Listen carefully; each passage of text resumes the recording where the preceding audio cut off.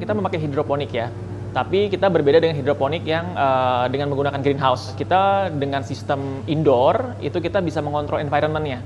Jadi dari suhu, udara, dan lain-lain itu kita bisa kontrol, yang tidak bisa dilakukan oleh hidroponik yang di luar.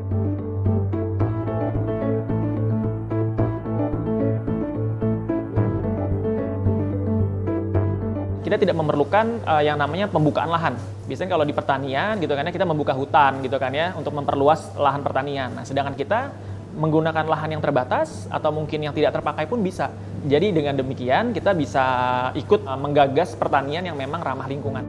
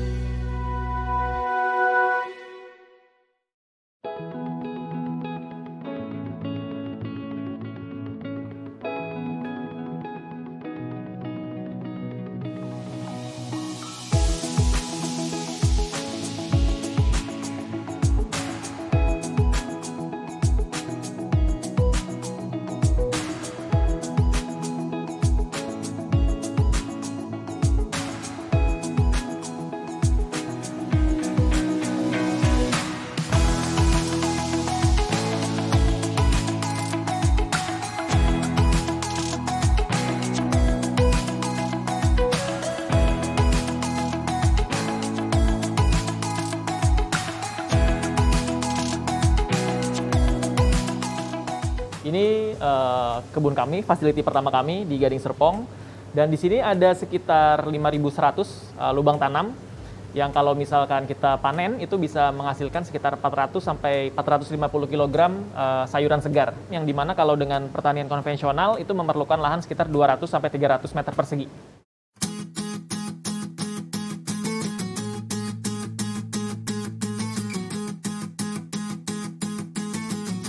Tanamannya sendiri kita bisa berbagai macam varian ya. Dari bisa lihat di sini Asian Leafy seperti bayam hijau, lalu ada bayam merah. Di sini ada kailan, lalu di sini ada lettuce butterhead, ada mizuna, ada pak choy, dan di sana ada romaine ya. Selada romaine. Itu kita bisa melakukan penanaman ini dengan di dalam satu ruangan ini bisa berbagai macam sayuran. Itu dimungkinkan karena kita menggunakan sistem yang memang bisa kita monitor dan juga bisa kita kontrol sendiri seperti itu.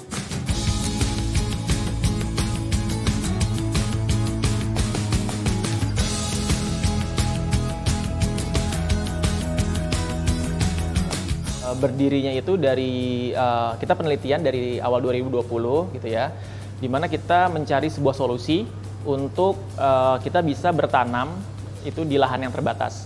Di mana kita bisa men-challenge diri kita sendiri untuk menanam tanaman kita untuk di daerah urban ya terutama ya. Karena pertama kita melihat kebutuhan dari sayur-sayuran di perkotaan itu sangat tinggi. Sedangkan yang menyuplai itu di luar perkotaan gitu kan ya. Jadi gimana caranya mereka bisa memproduksi makanan sendiri gitu. Jadi dia tidak tergantung dengan supply yang mungkin kalau yang sekarang itu naik turun ya, kadang ada, kadang tidak, konsistensinya kurang. Dari masalah tersebutlah Tunas Farm mencoba menggabungkan dengan antara teknologi dengan pertanian. Jadi bagaimana caranya bertani tapi dengan menggunakan teknologi kita re-engineering kan. Jadi kita di perkotaan dengan lahan yang terbatas, yang sempit, yang mungkin dibilang tidak memungkinkan menjadi mungkin.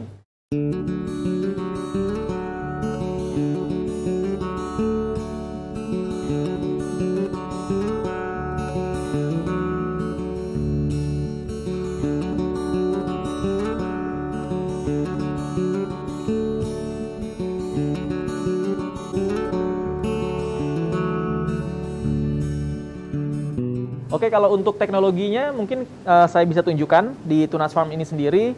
Pertama, ini di sini ada sensor. Oke, jadi di sini ada layar ya yang menunjukkan kira-kira pH-nya berapa, lalu nutrisinya berapa, humidity-nya berapa, dan juga temperatur dari air dan maupun suhu di sekitar kita. Nah, di bawah sini ada sensornya. Bisa lihat? Ya. Ini sensor untuk TDS air atau nutrisi. Lalu ada sensor temperatur dan juga sensor pH ya, pH air. Dan juga kita punya water volume sensor di sini. Jadi kalau misalkan airnya sudah habis, ini akan mengirimkan notifikasi ke grower kita untuk segera menambahkan air. Nah, dengan sistem kita ini pemberian nutrisinya itu bisa presisi, karena kita menggunakan sistem yang ditarik oleh dosing pump. Jadi dari sini akan menarik nutrisi dan dibuang langsung ke pembuangan di tengah sini. Dan di tengah sini juga kita punya yang namanya pengaduk ya, wave maker. Ini untuk mengaduk suhu, mengaduk nutrisi, maaf. Jadi semua kegiatan atau proses penanaman ini kita menggunakan automation.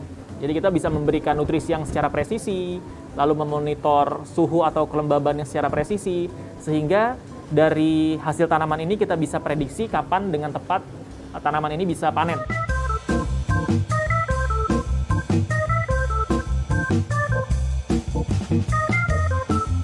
Kita memakai hidroponik ya, tapi kita berbeda dengan hidroponik yang dengan menggunakan greenhouse gitu ya.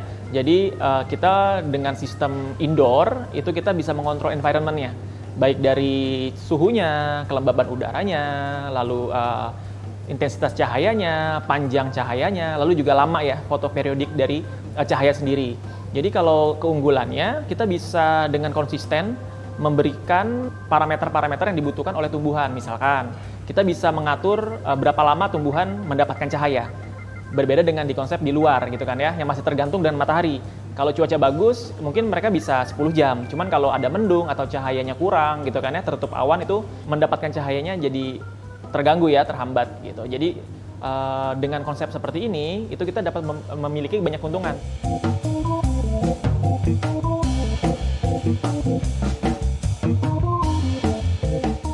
Dengan menggunakan LED ini dan dengan spektrum yang mendekati matahari gitu kan ya, sebetulnya kita sama aja dengan matahari. Yang menjadi kita lebih unggul adalah kita bisa mengatur lamanya dia tanaman ini terkena sinar.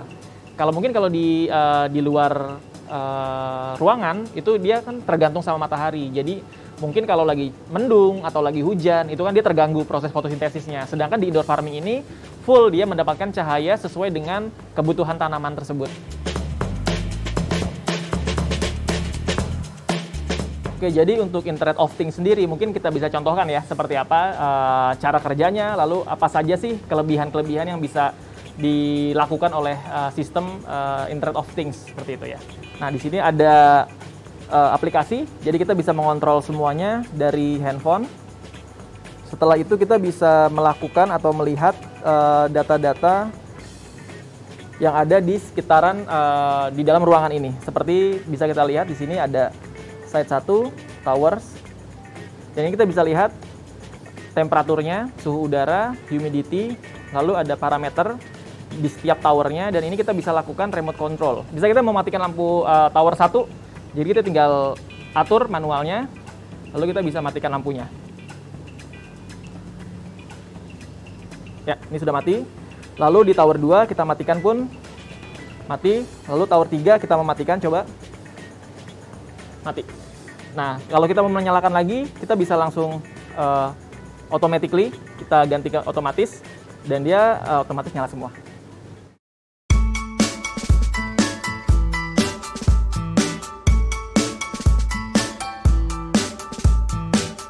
Jadi memang misi kami juga ya, salah satunya mengajak atau meregenerasi petani, gitu kan ya. Jadi petani-petani yang millennials gitu kan, mungkin banyak challenge atau tantangan yang dilakukan kalau dengan masih konsep konvensional, seperti masih nyangkul, masih membajak, kotor-kotoran gitu kan ya. Itu ya mungkin apa ya, untuk anak millennials kurang bonafit gitu ya. Jadi Tunas Farm hadir di sini untuk menjadikan petani-petani millennials mendapatkan kesempatan untuk mengekspor pendidikan mereka, pengalaman mereka untuk di pertanian yang modern. Pertanian itu kan kalau dari TK gitu kan atau SD, kita taunya Pak Petani itu apa sih? Pakai caping, cangkul, kerbau, sawah gitu kan ya. Nah, mungkin nanti untuk kedepannya tidak seperti itu.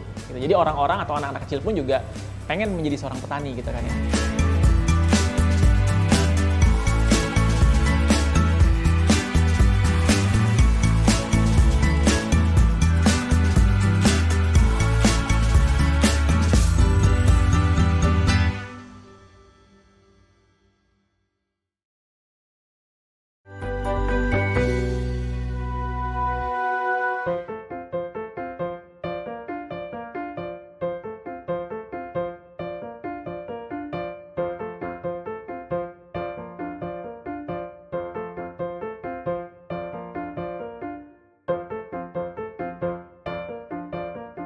Kebun kami ini bibit yang akan kita peroleh merupakan bibit yang bermutu tinggi karena sejak awal kita sudah melakukan penerapan seleksi untuk bibit yang kita gunakan, yaitu dengan benih yang vigor dan berkecambah dengan normal.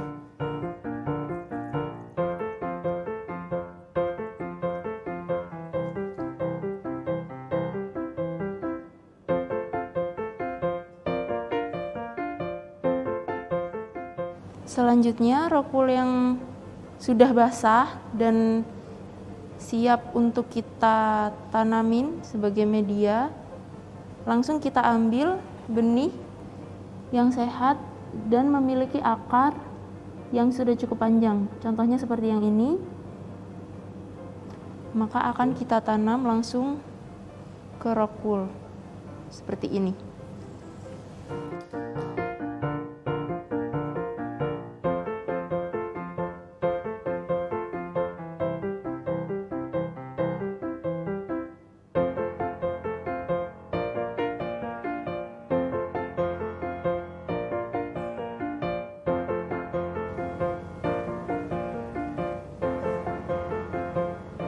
Setelah benih yang berkecambah kita tanam di rokul atau di media tanam, sekarang bibit ini atau calon bibit ini sudah siap kita letakkan di rak seedling dengan pencahayaan lampu.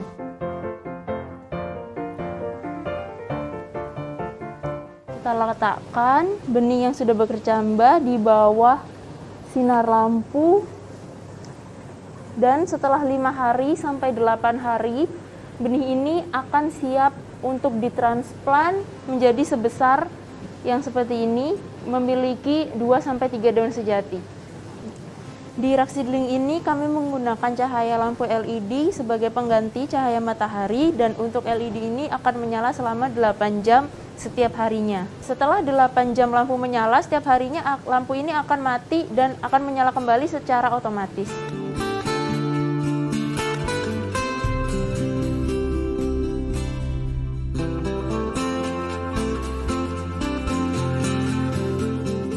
Dengan konsep seperti ini memang bisa dikatakan yang ramah lingkungan ya. Pertama, kita menggunakan sistem hidroponik, itu kan airnya dia closed loop.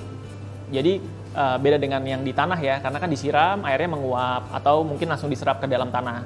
Sedangkan air yang kita pakai ini ya hanya segini-segini aja. Jadi untuk penghematan air mungkin bisa dibilang kita 90% lebih hemat penggunaan airnya gitu kan ya. Yang kedua, kita tidak memerlukan yang namanya pembukaan lahan. Biasanya kalau di pertanian gitu kan ya, kita membuka hutan gitu kan ya untuk memperluas lahan pertanian. Nah, sedangkan kita menggunakan lahan yang terbatas atau mungkin yang tidak terpakai pun bisa. Jadi dengan demikian kita bisa ikut ini ya menggagas pertanian yang memang ramah lingkungan tadi.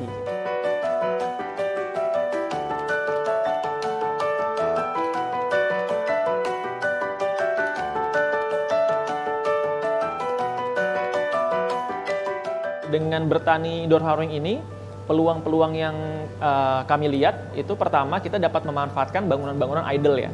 Karena sekarang lagi pandemi COVID gitu kan ya, banyak bangunan-bangunan yang tidak terpakai gitu kan ya, kayak seperti office space, warehouse, yang ruko-ruko ataupun memang lahan-lahan kosong yang tidak terpakai gitu kan, mau dijadikan atau mau diutilize lebih produktif lagi. Mengapa pilih di perkotaan? Karena memang bangunan-bangunan tersebut yang banyak di perkotaan gitu kan ya, daripada dia nganggur, daripada dia tidak terpakai gitu kan. Kenapa nggak kita utilize aja menjadi lebih produktif dengan indoor vertical farming, hasilnya pun juga kita bisa nikmati, semuanya bisa mendapatkan sayuran sehat, bebas pestisida, dan ketahanan pangan bisa berjalan seperti itu.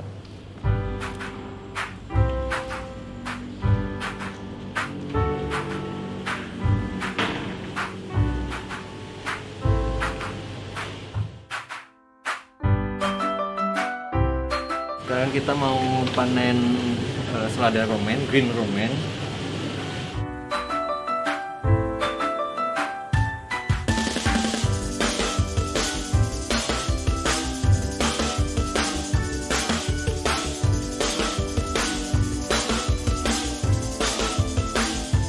Jadi kita menggagas indoor farming memang pertama dari problem-problem ya, masalah-masalah yang tadi seperti bagaimana kita meningkatkan ketahanan pangan di perkotaan gitu kan ya. Yang kedua, kita coba untuk menciptakan sayuran yang dengan kualitas yang lebih baik.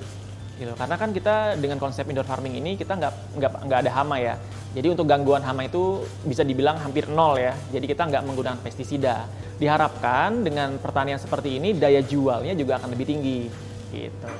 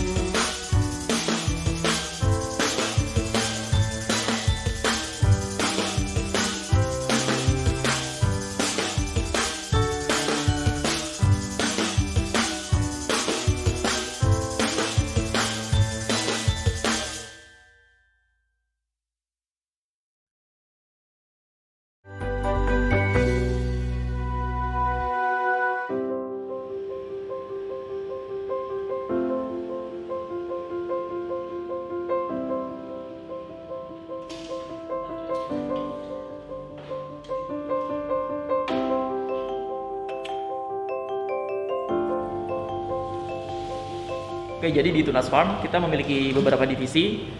Yang sekarang ini yang ada di ruang ini adalah divisi IT dan juga dari R&D tanamannya. Oke, lagi ngapain nih? Lagi soldering, Pak. Oh, di LED nih? Iya. Oke. Versi yang dirancang sih, baru prototipe. Oh, oke. Bisa di tes? Udah nyala? Kalau nyala sih udah, tinggal nanti di testing aja. Nih, nyala gitu. Nah, nyala juga. Jadi di Tunas Farm ini kita develop LED-nya sendiri ya. Jadi kita melakukan riset dari tim botanis di sini, melihat bagaimana reaksi tanaman terhadap cahaya-cahaya yang diberikan, dan diberikan juga oleh tim IT atau ditugaskan tim IT untuk membuat LED tersebut. Misi Tunas Farm itu agar anak-anak muda di bidang pertanian maupun teknologi bisa berkarya ya seperti ini. Jadi kita mewadahi semuanya, mereka mau eksplor pengetahuannya, pengalamannya, dan juga pendidikan yang udah mereka dapat sehingga tidak terbuang cuma-cuma gitu kan ya. Jadi semua berguna untuk bangsa Indonesia juga seperti itu. Ya, semuanya ini rata-rata berusia di bawah 25 tahun ya. Ada yang fresh graduate juga, lalu juga ada yang baru beberapa tahun. Cuman kita percaya bahwa anak-anak muda ini bisa berkarya dengan baik kalau diberikan kesempatan.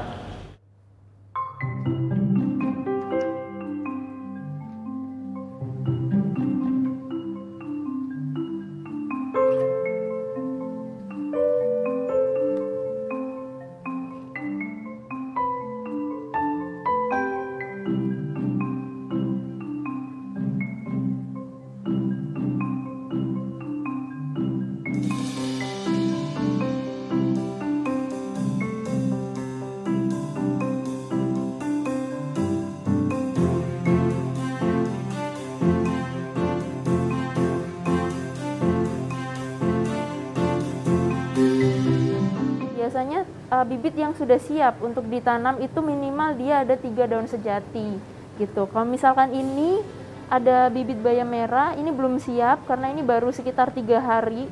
Sudah ada mulai beberapa yang keluar daun, tapi ini akan kita tunggu sampai kira-kira 5-6 hari baru.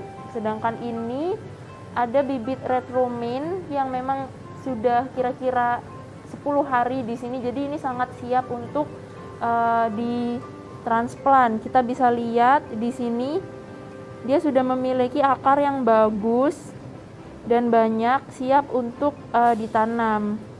Bibit atau tanaman muda yang sudah siap untuk ditransplant, tinggal kita sobek aja profulnya, kemudian kita taruh di netpot seperti ini dan kita akan bawa untuk ditransplanting. Begitu pula seterusnya. Sudah berakar, akarnya putih dan sehat.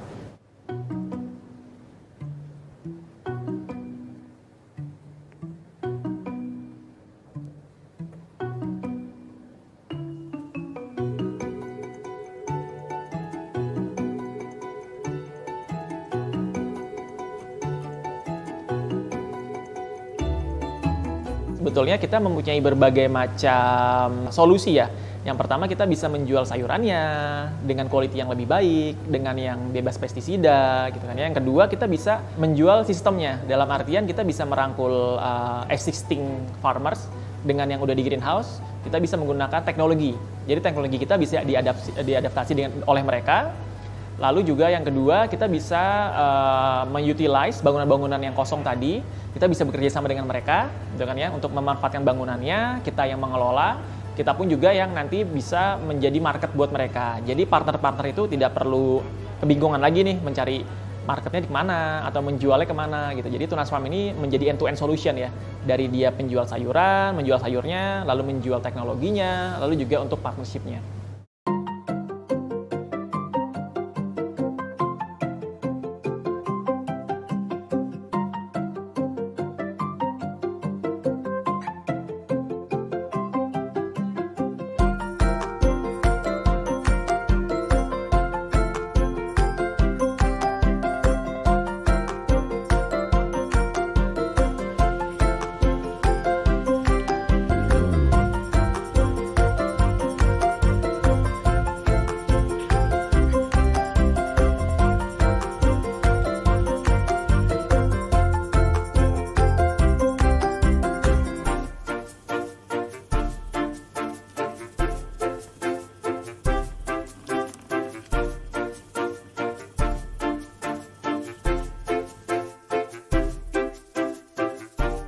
Harapan dari saya sendiri sih ya, atau Tunas Farm khususnya gitu kan ya, pertanian di Indonesia dapat berkembang ya gitu. Jadi berkembangnya dalam arti sudah mengarah dengan teknologi. Bagaimana teknologi ini bisa re-engineering gitu kan ya, pertanian atau metode-metode baru, memunculkan metode-metode baru dalam bertani yang lebih hebat-hebat lagi, yang lebih efisien, ramah lingkungan ya kan, dan juga dengan quality tentunya yang lebih baik lagi gitu. Kita mengharapkan memang produk-produk pertanian di Indonesia ini bisa bersaing dengan yang luar. Jadi kita tidak perlu mengimpor sayuran lagi dari luar, mengimpor buah lagi dari luar. Bagaimana kita bisa melakukan ekspor dan bisa bersaing di pasar internasional gitu kan ya, sayur-sayur Indonesia dengan yang kualitasnya baik, nggak pakai pestisida gitu kan, yang nggak bolong-bolong gitu dan selalu segar seperti itu.